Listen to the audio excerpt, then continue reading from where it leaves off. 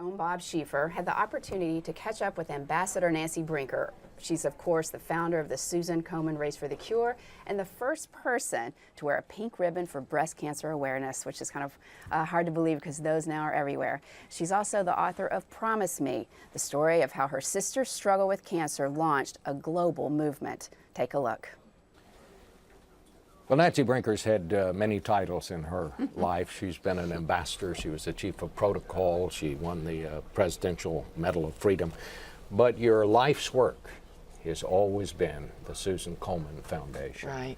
And you're back to it. And this wonderful book, and it is a wonderful book because it's not just a story about how you form this foundation, but it's a story of you and your sister, and you could not have been closer. You were more than sisters. You were best friends. Right. You were confidants. You had this great sense of adventure, and you tell it all in this book. Nancy, just tell me how it was that you came to form this foundation, because I know it was your sister asked you to do it. Right, and it was the journey. Bob, it was the journey we went through together during her disease. You know, times were very different 30 years ago. You couldn't say the words breast out loud. The clinics weren't formed to treat breast cancer. There weren't any multidisciplinary practices. There were no community cancer centers, no 1-800 numbers, no cell phones, no internet. So you couldn't get information, and worse yet, you couldn't talk about. It was the big C. So it was this environment that she lived and went through this painful disease and died, and had friends crossing the street when they saw her because they thought she had a virus and they'd catch it. She was what, 34? 33 when she was diagnosed and 36 when she died. And literally, as she was dying, she said to you. Literally, as she was dying, she looked at me and said, "Nanny, when I get better," that was always, she used to say, "when I get better," and it always meant when I die, because she was so young. "I want you to promise me that you will help me end breast cancer forever." And I promised her I would. And I said also, if it takes the rest of my life. Now, I didn't realize that it really would take the rest of my life, but it's been the most amazing journey, and I'm so grateful that I've been able to build this organization with her name still at the top of it. Some people grieve, some people cry. You did all of that, but you also did this. How did you, in the beginning, because I think people forget, you talk about how different it was, but the whole world was different in those days, and how you came to have this idea. I mean, you started the pink ribbons. That's we now associate that with breast cancer and the fight against breast cancer. It's everywhere, the Komen Foundation. But how did you, in the beginning, just come up with this idea? I didn't come up just myself. You know, Bob always, what do they say, life is when preparation meets opportunity. And honestly, I took my early education A from my mother, who was a great community worker and did everything she could.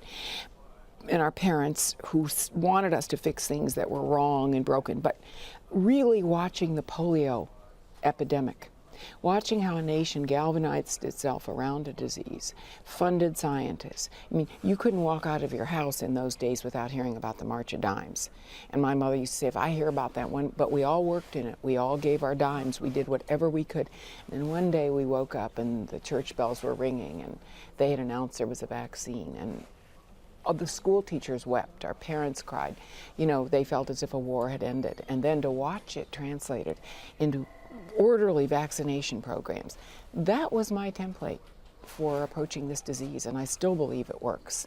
That, you know, we saturate the culture with this issue, educate people. It's a much more complex set of diseases than polio was, but nonetheless, the principle's the same. Education is really the key. You may not know this, but my own mother died of breast cancer because she was afraid to go to the doctor. She had seen her other friends who had had these horrible radiation experiences, so she wouldn't go to the doctor.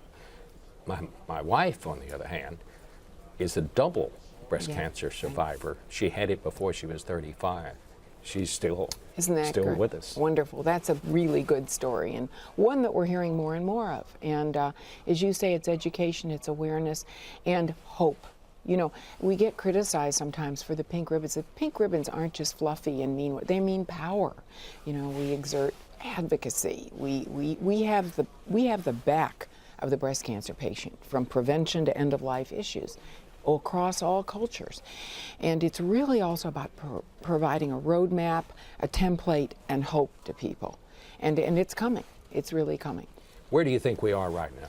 I think we've all but eradicated early breast cancer in the United States. If things are done right.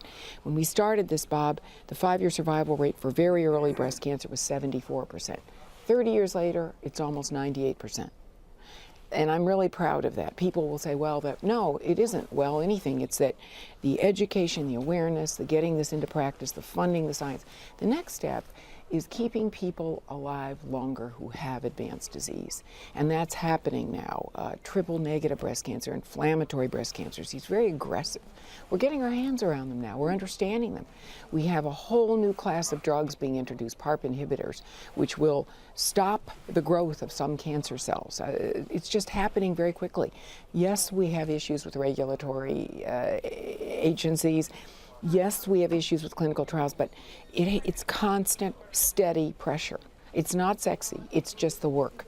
And we're getting there, and I think by the end of the decade, you're going to see a lot of people living better lives. Nancy, I want to thank you, not just for being here, but for what you've done, and just also say that this book is so much more than just how you have put together this foundation and the fight. It is this wonderful, wonderful story of two sisters and what they meant to one another. Thank you.